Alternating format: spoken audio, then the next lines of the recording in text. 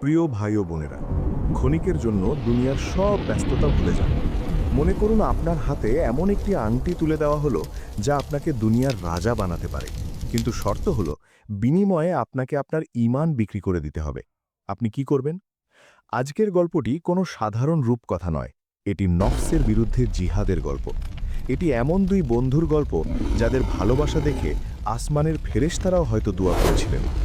বাগদাদের ধুলোমাখা পথ থেকে আগুনের পাহাড় পর্যন্ত এক এতিম যুবকের এই লোমহর্ষক সফর আপনার কলিজা কাঁপিয়ে দেবে। গল্পটি একটু বড়, কিন্তু কথা দিচ্ছি শেষ লাইনটি পড়া পর্যন্ত আপনি উঠতে পারবেন না। ইরাকের বাগদাদ নগরী তখন সারা বিশ্বের জ্ঞান বিজ্ঞানের কেন্দ্র, কিন্তু শহরের কোলাহল থেকে বহু দূরে দজলা নদীর এক শান্ত বাঁকে ছোট্ট একটি গ্রাম ছিল, নাম শান্তিপুর। গ্রামের মানুষগুলো ছিল মাটির মানুষের মতো সহজ।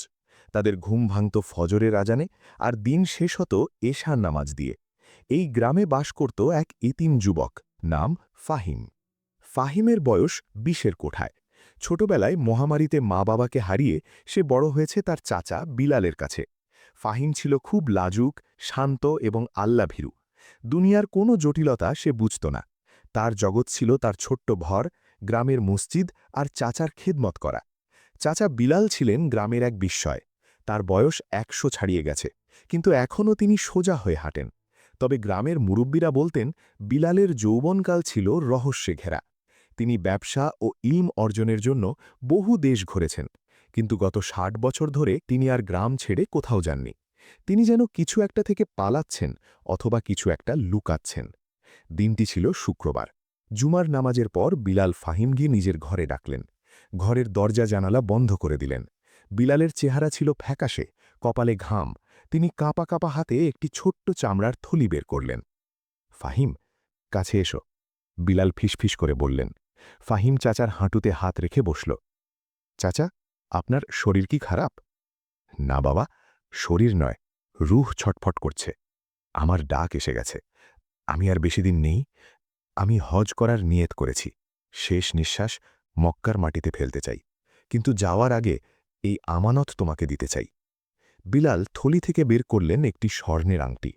আপাতদৃষ্টিতে খুব সাধারণ, কিন্তু এর দিকে তাকালে চোখ ফেরানো যায় না, এক অদ্ভুত আকর্ষণ। বিলাল বললেন, বাবা, আজ থেকে প্রায় ৭০ বছর আগে আমি ব্যবসার কাজে এক মরুমণির পথ ধরে যাচ্ছিলাম। পথ হারিয়ে আমি এক প্রাচীন গুহায় আশ্রয় নিই।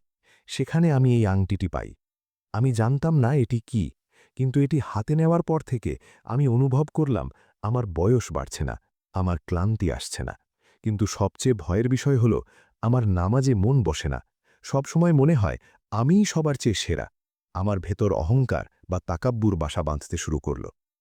ফাহিম অবাক হয়ে বলল, চাচা, তাহলে এটি ফেলে দেননি কেন? বিলাল দীর্ঘশ্বাস ফেললেন। ফেলে দেওয়ার চেষ্টা করেছি বহুবার, কিন্তু পারিনি। এই আংটির এক শয়তানি ক্ষমতা আছে। এটি মালিককে ছাড়তে চায় না। এটি মানুষের নফসকে গোলাম বানিয়ে ফেলে। এটি তৈরি করেছিল বহু আগের এক কুখ্যাত জাদুকর ও শয়তানের উপাসক, যার নাম জালিম। সে এই আংটির ভেতরে কুফরি কালাম ভরে দিয়েছিল, যাতে জিন ও মানুষকে বশ করা যায়। এতদিন আমি আমার ইবাদত দিয়ে একে দমিয়ে রেখেছিলাম, কিন্তু আমি চলে গেলে এটি গ্রামে সর্বনাশ ডেকে আনবে। ফাহিম ভয়ে আংটিটি ধরতে চাইল না। চাচা, আমি এতিম, দুর্বল মানুষ। আমি এর ভার কিভাবে বইব? বিলাল ফাহিমের হাত ধরে বললেন, আল্লাহ দুর্বলদের দিয়েই বড় কাজ করান। তোমাকে কথা দিতে হবে, এই আংটি তুমি কখনো ব্যবহার করবে না, আঙুলে পড়বে না। এটি নিয়ে যাবে বাগদাদের বিখ্যাত বুজুর্গ ও আলেম শাহেক আবদুল্লার কাছে। তিনি যা বলবেন তাই করবে। ফাহিম কাপা কাপা হাতে আংটিটি নিল। সে জানত না এই ছোট্ট বস্তুটি তার শান্ত জীবনকে ঝড়ের মুখে ঠেলে দেবে। পরদিন খুব ভোরে বিলাল গ্রাম ছেড়ে চলে গেলেন। ফাহিম একা হয়ে গেল। কিন্তু সে পুরোপুরি একা ছিল না। ফাহিমের বাড়ির কাজকর্ম করত এক যুবক, নাম সালমান। সালমান ছিল ফাহিমের চেয়ে বয়সে একটু ছোট, কিন্তু গায়ে গতরে বেশ শক্তিশালী।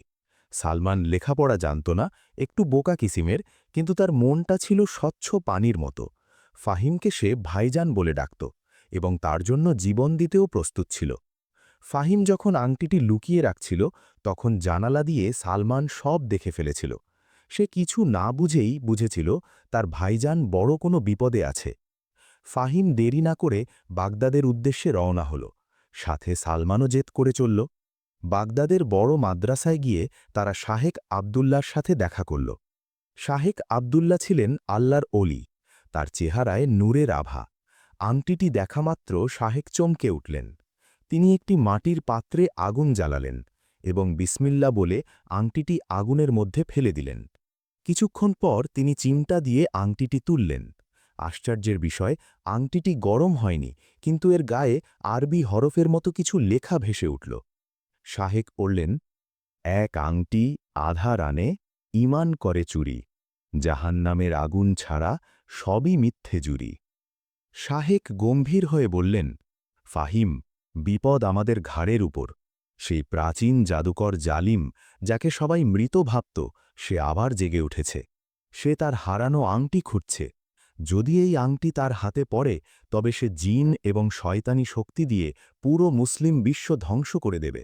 মসজিদগুলো ভেঙে ফেলা হবে, কোরআন পুড়িয়ে দেওয়া হবে। ফাহিম কেঁদে ফেলল, হুজুর, আমি এখন কি করব? শাহেক বললেন, এই আংটি বাগদাদে রাখা যাবে না, এটি ধ্বংস করতে হবে। কিন্তু সাধারণ আগুনে এটি গলবে না। এটি তৈরি হয়েছিল সম্মুন বা আগুনের পাহাড়ের লাভা দিয়ে। সেই পাহাড় অবস্থিত জাদুকরের রাজ্যের গভীরে। তোমাকে সেখানে গিয়েই এটি ফেলতে হবে। ফাহিম বলল, হুজুর, আমি তো পথ চিনি না, আমি কখনো গ্রাম ছেড়ে বের হইনি। ঠিক তখন দরজার আড়াল থেকে সালমান দৌড়ে এসে হুজুরের পায়ে পড়ল। হুজুর, আমি আছি, ফাহিম ভাই একা যাবে না, আমি তার সাথে যাব। আমি রাস্তা চিনি না, কিন্তু আমি ফাহিম ভাইকে ছাড়ব না। বাঘ ভাল্লুক যাই আসুক, আগে সালমানের বুকের উপর দিয়ে যেতে হবে। শাহেক আবদুল্লাহ সালমানের দিকে তাকিয়ে মুচকি হাসলেন। তিনি ফাহিমকে বললেন, ফাহিম, তুমি ভেবো না তুমি একা। ইলম বা বুদ্ধি দিয়ে এই পথ পাড়ি দেওয়া যাবে না। এই পথের জন্য দরকার সালমানের মতো মহব্বত এবং একিন। যাও, আল্লাহর নাম নিয়ে বেরিয়ে পড়ো। শাহেক আবদুল্লাহ তাদের সাথে আরও দুজনকে পরিচয় করিয়ে দিলেন। একজন হলেন আসাদ। আসাদ দেখতে সাধারণ মুসাফিরের মতো হলেও তিনি ছিলেন এক হারানো রাজবংশের সন্তান এবং দক্ষ তলোয়ারবাজ। অন্যজন বশির, বাগদাদের সেনাপতির ছেলে। বশির সাহসী, কিন্তু তার মেজাজ কিছুটা গরম এবং সে শক্তির পূজারী। পাঁচজনের এই ছোট্ট কাফেলা রাতের আধারে বাগদাদ ত্যাগ করল। তাদের গন্তব্য বহু যোজন দূরের জাহান্নাম উপত্যকা, মরুভূমির পথ। দিনের বেলা সূর্যের তাপে বালু আগুনের মতো গরম হয়ে যায়, আর রাতে হাড় কাঁপানো শীত। কিন্তু প্রকৃতির চেয়ে বড় ভয় ছিল জাদুকরের গুপ্তচরেরা। জাদুকর জালিম তার ৯ জন পিশাচ সেবককে পাঠিয়েছে। এরা কালো আলখেল্লা পরে, কালো ঘোড়ায় চড়ে। এদের শরীর নেই, এরা প্রেতাত্মা। এরা আংটির গন্ধ সুখে সুখে পথ চলে। একদিন সন্ধ্যায় তারা এক ঘন খেজুর বাগানে আশ্রয় নিল। সবাই ক্লান্ত। সালমান ফাহিমের পা টিপে দিচ্ছিল। হঠাৎ বনের পাখিগুলো ভয়ে উড়ে গেল। পিনপতন নীরবতা। আসাদ ফিসফিস করে বলল, সবাই মাটির সাথে মিশে যাও, ওরা এসেছে। দূরে ঘোড়ার খুরের শব্দ, ঠকাস ঠকাস, আর সাথে এক বিশ্রী পচা মাংসের গন্ধ। কালো ঘোড়াসওয়াররা বাগানের পাশ দিয়ে যাচ্ছে। ফাহিমের বুকের ভেতর ধরফর শুরু হল। তার পকেটে থাকা আংটিটি যেন লাফাতে শুরু করল। ফাহিমের মনে হল আংটিটি তাকে বলছে, আমাকে পড়ো, আমাকে আঙুলে পড়লেই তুমি অদৃশ্য হয়ে যাবে, কেউ তোমাকে দেখবে না। ফাহিমের হাত অবচেতনভাবে পকেটের দিকে গেল। সে আংটিটি বের করে আঙুলে পড়তে উদ্যত হল। ঠিক সেই মুহূর্তে আসাদ ফাহিমের হাত চেপে ধরলেন। আসাদের চোখে ভয়ের বদলে ছিল দৃঢ়তা। তিনি নিচু স্বরে বললেন, না ফাহিম, নফসের ধোকায় পড়ো না। হারাম পন্থায় যান বাঁচানো যায় না। আল্লাহকে ডাকো, হাসবুনাল্লাহু ওয়া নিমাল ওয়াকিল পড়ো। ফাহিম সম্বিত ফিরে পেল। সে দোয়া পড়তে লাগল। কালো ঘোড়াসওয়াররা তাদের দেখতে না পেয়ে চলে গেল। সেই রাতে ফাহিম বুঝল, তার লড়াই শুধু বাইরের শত্রুর সাথে নয়, নিজের মনের সাথেও। কয়েক সপ্তাহ পর তারা পৌঁছাল এক বিশাল পর্বতশৃঙ্গের সামনে। পাহাড় ডিঙিয়ে যাওয়া অসম্ভব। আসাদ বললেন, আমাদের পাহাড়ের নিচ দিয়ে যেতে হবে, সেখানে জিনদের তৈরি প্রাচীন সুড়ঙ্গ আছে। সুড়ঙ্গের ভেতরটা ছিল ঘুটঘুটে অন্ধকার, 1000 বছরের পুরনো কবরস্থানের মতো গন্ধ। তারা মশাল জ্বালিয়ে এগোতে লাগল। হঠাৎ সুড়ঙ্গের ছাদ থেকে টপ টপ করে কিছু পড়ার শব্দ হল। সালমান মশাল উঁচিয়ে দেখল হাজার হাজার লাল চোখ তাদের দিকে তাকিয়ে আছে। এগুলো বিশালাকৃতির বিচ্ছু। পালাও! আসাদ চিৎকার করলেন। বশির তার বিশাল তলোয়ার দিয়ে বিচ্ছুদের কাটতে লাগলেন। আসাদ আর সালমান ফাহিমকে ঘিরে রেখে এগোতে লাগলেন। কিন্তু বিপদ এখানেই শেষ নয়। সুড়ঙ্গের শেষ প্রান্তে এক সরু পুল বা ব্রিজ। নিচে অতল গহ্বর, যেখান থেকে আগুন আর ধোঁয়া বের হচ্ছে। হঠাৎ সেই গহ্বর থেকে উঠে এলো এক বিশাল ইফরিত বা আগুনের জিন। তার হাতে আগুনের তৈরি চাবুক। তার গর্জনে পাহাড় কাঁপতে লাগল। শায়েখ আবদুল্লাহ, যিনি তাদের সাথে ছায়ার মতো ছিলেন, অথবা তার দেওয়া দোয়া ও শিক্ষা তাদের সাথে ছিল, এখানে গল্পের প্রয়োজনে শায়েখ আবদুল্লাহকে তাদের গাইড হিসাবে দেখানো যেতে পারে, সামনে এলেন। তিনি বললেন, তোমরা পালাও। এই আগুনের জিনের সাথে লড়াই করার ক্ষমতা তলোয়ারের নেই, এটা রুহানি শক্তি দিয়ে আটকাতে হবে। ফাহিম চিৎকার করে উঠল, না হুজুর, আপনাকে রেখে যাব না। শায়েখ আবদুল্লাহ পুলের মাঝখানে দাঁড়িয়ে তার লাঠি দিয়ে মাটিতে আঘাত করলেন এবং উচ্চস্বরে আয়াতুল কুরসি পাঠ করতে লাগলেন। ইফরিতের আগুনের চাবুক এক অদৃশ্য নূরের দেয়ালে বাধা পেল। শায়েক বললেন, তুই এখান দিয়ে পার হতে পারবি না, ফিরে যা। পুল ভেঙে ইফরিত নিচে পড়ে গেল, কিন্তু পড়ার সময় তার চাবুক শায়েখের পায়ে পেঁচিয়ে তাকেও টেনে নিয়ে গেল। ফাহিম শুধু শায়েখের শেষ কথাটি শুনতে পেল, পালাও বোকারা, আমানত রক্ষা করো। কান্নায় ভেঙে পড়া ফাহিমকে টেনে হিচড়ে বাইরে নিয়ে এলো আসাদ আর সালমান। তাদের গাইড, তাদের পিতাতুল্য শায়েখ আর নেই। শায়েককে হারানোর পর দলের মধ্যে শোকের ছায়া নেমে এলো। কিন্তু এর চেয়েও বড় বিপদ অপেক্ষা করছিল। আংটিটি ধীরে ধীরে কাফেলার অন্য সদস্যদের মনেও প্রভাব ফেলতে শুরু করল। সেনাপতির ছেলে বশিরের মনে হতে লাগল, শায়েক আবদুল্লাহ ভুল ছিলেন। এই আংটি ধ্বংস করার দরকার নেই। এটি ব্যবহার করে জালিম জাদুকরকে হারানো সম্ভব। বাগদাদকে বাঁচাতে হলে শক্তি দরকার। একদিন দুপুরে যখন সবাই বিশ্রাম নিচ্ছিল, বশির ফাহিমকে একা পেল। ফাহিম, বশির নরম স্বরে বলল, তুমি বড় ক্লান্ত। তুমি ছোট মানুষ। এই বোঝা তোমার জন্য নয়। আংটিটা আমাকে দাও। আমি আমার আব্বাকে দেখাবো যে আমিও বাগদাদ রক্ষা করতে পারি। ফাহিম পিছিয়ে গেল। না ভাই বশির, আপনি ধোঁকা খাচ্ছেন। শয়তান আপনাকে প্রলোভন দেখাচ্ছে। এটা ধ্বংসের বস্তু। বশিরের চোখ লাল হয়ে গেল। তুমি আমাকে অবিশ্বাস করছো? আমি বাগদাদের বীর। বশির জোর করে আংটি ছিনিয়ে নিতে চাইল। ধস্তাধস্তির এক পর্যায়ে ফাহিম ভয়ে আংটিটি আঙুলে পড়ে ফেলে এবং সেখান থেকে অদৃশ্য হয়ে পালিয়ে যায়। বশির যখন বুঝতে পারল সে কি ভয়ানক কাজ করেছে, তখন সে মাটিতে বসে কাঁদতে লাগল। হায় আল্লাহ, আমি এ কি করলাম? লোভ আমাকে অন্ধ করে দিয়েছিল। ঠিক তখনই জাদুকরের সৈন্যরা উরুখাইয়ের আদলে তৈরি বিশেষ বাহিনী তাদের ঘিরে ফেলল। বশির তার পাপের প্রায়শ্চিত্ত করার জন্য একাই শত শত সৈন্যের সাথে লড়াই করতে লাগল। সে চিৎকার করে বলল, ফাহিম, পালাও, আমি ওদের আটকে রাখছি। তীরের আঘাতে বশিরের শরীর ঝাঁঝরা হয়ে গেল। মৃত্যুর আগে আসাদ তার কাছে এলো। বশির আসাদের হাত ধরে বলল, আমি আমার নফসের কাছে হেরে গিয়েছিলাম ভাই। আল্লাহ কি আমাকে মাফ করবেন? বশির শহীদ হল। কিন্তু ফাহিম আর দলের সাথে রইল না। সে বুঝল এই আংটি তার বন্ধুদেরও খারাপ করে দিচ্ছে। সে একাই নদী পার হওয়ার সিদ্ধান্ত নিল। ফাহিম একটি ভাঙ্গা নৌকায় উঠল। সে নদী পার হয়ে একাই জাদুকরের দেশে যাবে। সে চায় না আর কেউ তার জন্য মারা যাক। কিন্তু সালমান কি ছাড়ার পাত্র? সে দূর থেকে দেখল ফাহিম চলে যাচ্ছে। সালমান সাঁতার জানত না, তবুও সে চিৎকার করে বলল, ভাইজান, আমাকে রেখে যাবেন না, এবং নদীতে ঝাঁপ দিল। পানির নিচে তলিয়ে যাচ্ছিল সালমান। ফাহিম আর স্থির থাকতে পারল না। সে নৌকা ঘুরিয়ে সালমানকে টেনে তুলল। ভিজে জবথুবু সালমান নৌকায় উঠে ফাহিমের দিকে রাগী চোখে তাকাল। আপনি কি ভেবেছিলেন? আপনি চুপচাপ চলে যাবেন আর আমি বাগদাদে ফিরে গিয়ে আরাম করে ভাত খাব? ফাহিম কেঁদে বলল, সালমান, তুই কেন এলি? সামনে নিশ্চিত মৃত্যু। সালমান বলল, ভাইজান, মরে গেলে একসাথে মরব। জান্নাতেও আমি আপনার খাদেম হয়ে থাকতে চাই। আল্লাহ ছাড়া আমাদের কেউ নেই, কিন্তু দুনিয়াতে আপনার আমি আছি।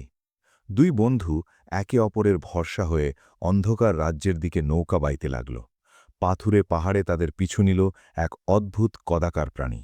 গায়ের রং কালো, হাড় জিরজিরে শরীর, বড় বড় চোখ। তার নাম কালু। কালু একসময় সাধারণ মানুষ ছিল, কিন্তু বহু বছর আগে সে এই আংটির লোভে পড়ে নিজের ভাইকে হত্যা করেছিল। সেই পাপ আর আংটির অভিশাপে সে মানুষ থেকে পশুতে পরিণত হয়েছে। সে সারাক্ষণ নিজের সাথে নিজে কথা বলে। সে আংটিটাকে ডাকত আমার জান বলে। ফাহিম ও সালমান তাকে ধরে ফেলল। সালমান তলোয়ার বের করল তাকে শেষ করার জন্য। কিন্তু ফাহিমের মনে দয়া হল। সে বলল, সালমান, থামো। যার ককলে আল্লাহ হেদায়েত রাখেননি তাকে মারার অধিকার আমাদের নেই। হয়তো ওর কোনো ভূমিকা এখনও বাকি আছে। ও বড়ই করুণ প্রাণী। কালু তাদের পথ দেখানোর ভান করল। সে তাদের নিয়ে চলল এক গুপ্ত পথে। কিন্তু তার মনের মধ্যে ছিল শয়তানি বুদ্ধি। সে অপেক্ষা করছিল কখন ফাহিম দুর্বল হবে এবং সে আংটিটি কেড়ে নেবে। দীর্ঘ পথ, পানি নেই, খাবার নেই, চারদিকে শুধু ছাই আর ধোঁয়া। শ্বাস নিতে কষ্ট হচ্ছে। জাদুকরের নজরদারির আলো সার্চ লাইটের মতো চারদিকে ঘুরছে। ফাহিম আর চলতে পারছে না। আংটিটি এখন আর আংটি নেই, মনে হচ্ছে 1 মণ ওজনের পাথর তার গলায় ঝুলছে। আংটিটি ফাহিমের গলায় দাগ ফেলে দিয়েছে। ফাহিমের ঠোঁট ফেটে রক্ত বের হচ্ছে। সালমান, আমি আর পারছি না, আমাকে এখানেই রেখে যা। ফাহিম বালুর ওপর লুটিয়ে পড়ল। সালমান নিজেও ক্লান্ত, তার পায়ে ফোস্কা পড়ে গেছে, কিন্তু সে তার প্রিয় ভাইজানকে এভাবে হাঁটতে দেবে না। সালমান আকাশের দিকে তাকিয়ে বলল, হে আল্লাহ, আমাদের শক্তি দিন। তারপর সে ফাহিমের কাছে গিয়ে বসল। ভাইজান, আমি জানি এই আংটির বোঝা অনেক ভারী, আমি আপনার হয়ে এই আংটি বইতে পারব না, কারণ ওটা আপনার আমানত। কিন্তু সালমান উঠে দাঁড়াল এবং ফাহিমকে পাঁজাকোলা করে নিজের কাঁধে তুলে নিল। কিন্তু আমি আপনাকে বইতে পারব। ভাবুন তো দৃশ্যটা, এক দুর্বল মানুষ আর এক ক্লান্ত মানুষকে কাঁধে নিয়ে খাড়া পাহাড় বেয়ে উঠছে। সালমানের পা কেটে রক্ত বের হচ্ছে, দম বন্ধ হয়ে আসছে, তবুও সে থামছে না, মুখে শুধু জিকির, আল্লাহু আল্লাহু। এটি ছিল বন্ধুত্বের এক অনন্য নজির, যা হয়তো শয়তানও অবাক হয়েছিল। অবশেষে তারা পৌঁছাল সাম্মুন পাহাড়ের জ্বালামুখের কিনারে। নিচে দাউ দাউ করে জ্বলছে লাল টকটকে লাভা। এখান থেকেই আংটিটি তৈরি হয়েছিল, এখান থেকেই সব অশুভ শক্তির বিনাশ হবে। ফাহিম কাঁধ থেকে নামল, সে আংটিটি হাতে নিল। এখনই সময়, ফেলে দিলেই সব শেষ। কিন্তু হায়, মানুষের মন বড় দুর্বল। একদম শেষ মুহূর্তে, যখন সে বিজয়ের খুব কাছে, তখন শয়তান তার শেষ চালটি চালল। আংটিটি ফাহিমের মনের ওপর পুরোপুরি দখল নিল। ফাহিম হঠাৎ অদ্ভুত ভঙ্গিতে হাসতে শুরু করল। তার চোখ ঘোলাটে হয়ে গেল। ফাহিম বলল, না, আমি কেন এটা ফেলব? এত কষ্ট করে আমি এটা এনেছি, এটা আমার, আমিই এর মালিক, আমিই হব বাগদাদের সুলতান।